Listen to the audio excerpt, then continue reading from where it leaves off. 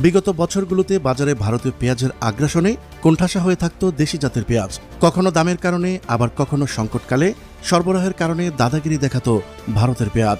তবে এবার চিত্র ভিন্ন।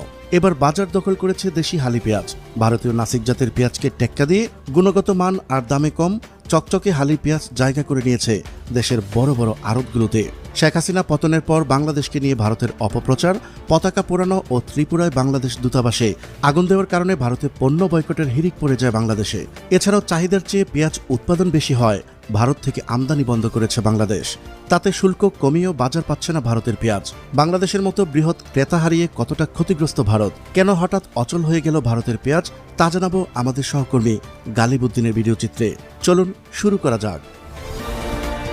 ব্যবসায়ীরা বলছেন, গুণে-মানে সেরা হিসেবেই হালি পেঁয়াজ বাজার দখল করেছে।